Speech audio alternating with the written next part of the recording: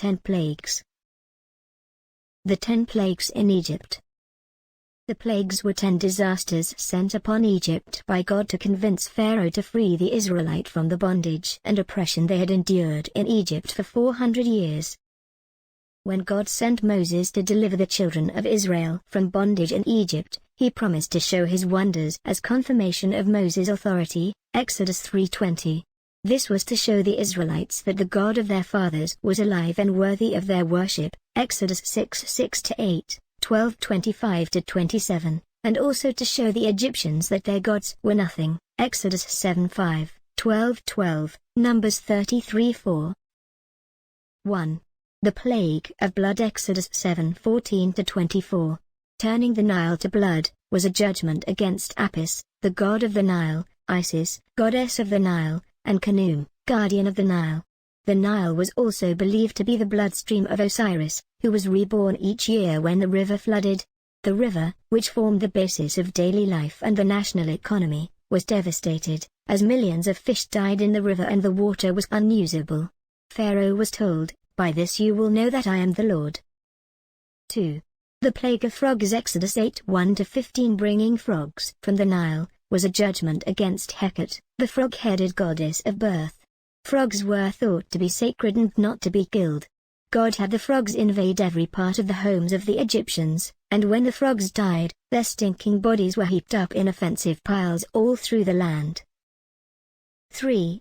The Plague of Gnats Exodus 8:16-19. Gnats was a judgment on Set, the god of the desert. Unlike the previous plagues, the magicians were unable to duplicate this one and declared to Pharaoh, "This is the finger of God." 4. The Plague of Flies, Exodus 8:20-32. Flies was a judgment on Heqet, the fly god.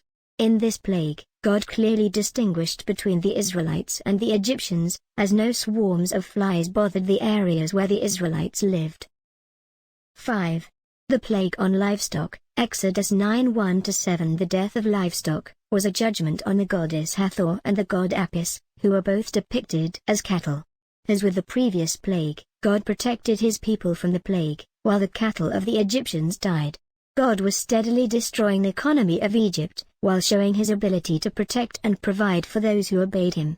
Pharaoh even sent investigators to find out if the Israelites were suffering along with the Egyptians, but the result was a hardening of his heart against the Israelites.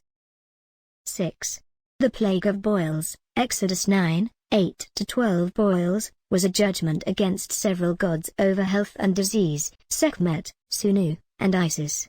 This time, the Bible says that the magicians could not stand before Moses because of the boils.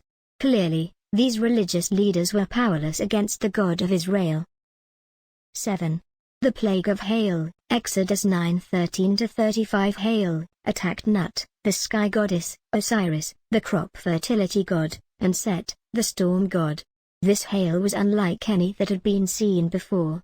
It was accompanied by a fire which ran along the ground, and everything left out in the open was devastated by the hail and fire. Again, the children of Israel were miraculously protected, and no hail damaged anything in their lands. 8. The Plague of Locusts, Exodus 10:1-20. Locusts, again focused on Nut, Osiris, and Set. The later crops, wheat and rye, which had survived the hail, were now devoured by the swarms of locusts. There would be no harvest in Egypt that year. 9.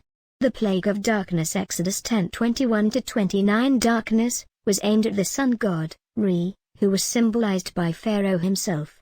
For 3 days, the land of Egypt was smothered with an unearthly darkness, but the homes of the Israelites had light.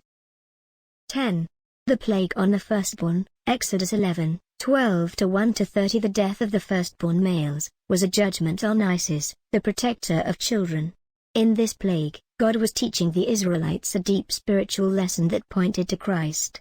Unlike the other plagues, which the Israelites survived by virtue of their identity as God's people, this plague required an act of faith by them.